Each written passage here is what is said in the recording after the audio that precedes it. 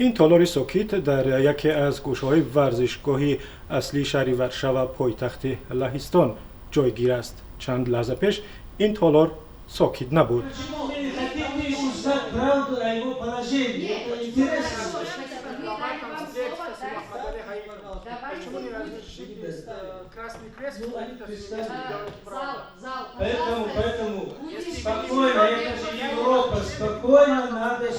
دعوا اینجا سر نامه است که به گفته عبدالله رهنما نماینده هیئت حکومتی از تاجیکستان محمد علی حید عضو زندانی حزب ممنوع نهضت اسلامی نوشته است. میگویند که او در شرایط بد نگهداری می شود، دست و پایش را شکستند. من همچون انسان میگویم که همه این 100% نادرست است.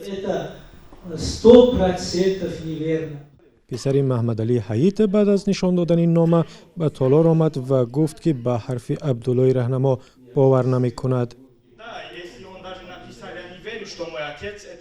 حتی اگر پدر من نوشته باشد که من باور نمی کنم. چرا شما میگویید که نوشته است و شکنجه شدنش را رد میکند؟ پس برای چی مادر من گفت؟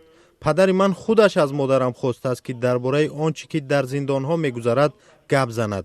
چرا او باید دروغ گوید؟ چرا؟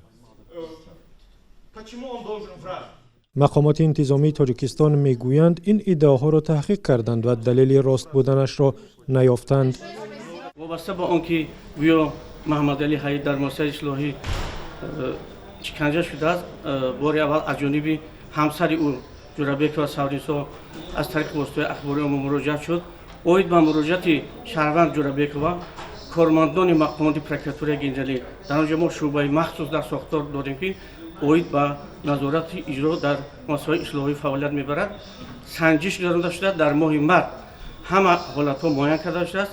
همزمان در وقت سنجش دیگر محکوم شدگانی که در این مؤسسه جزای اعدام نمایند پرسیده شدند و همه آنها استفاده شکنجه را نسبت محمد علی حید قطعاً این کار می نمایند.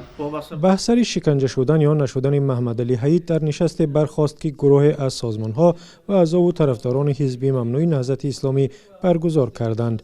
نشست زیر عنوان زندان‌های تاجیکستان لانه فساد و دستگاه شکنجه و مرگ دایر شد و اکثریت حاضران گفتند این ظاهرات در زندان‌ها هست. از جمله برادر بزرگ مهریاروف وکیل دفاع تاجیک که به سالهای طولانی زندان محکوم شده است. من میدونم میدونم که در درون بینوی ریاست کارهای داخلی شهر دوشنبه اگر کسی در آمده باشد درش می‌داریم دو راه رفت است، طرف چپ طرف راست آخرون در از طرف چپ در همون جو یک اتاق هست که کارمندان شعبه کوفتکوب در آنجا بازداشت شده ها رو با اسباب برقی شکنجه میدن و یک معلومات میگیرن. مقامات تاجیکستان همیشه وجود بدرفتاری و شکنجه در زندانها را رد کردند و هم میگویند در کشور زندانیان سیاسی وجود ندارند. نماینده دادستانی دیگر باره به این گفته تاکید کرد. وابسته به اون که در مؤسسه اصلاحی گویا که استفاده شکنجه وسیع استفاده میشه، این معلومات اساس ندارند. یگان دلیل های با اعتماد از جانب آن نفرانی که از طریق واسطه اخباری ما پهن می نمایند موجود نمی باشد. محیدین کبیری رئیس حزب ممنوع نهضت اسلامی گفت اگر مقامات میخواهند ثابت کنند که شکنجه نیست و همه چیز در زندان ها درست است، پس بگذارند افرادی بی‌طرف وضع را تحقیق کنند. با سازمان‌های داخلی حامی حقوق با صلیب سرخ اجازت بدهید زندان‌ها را ببینند، ما ساکت می‌شویم.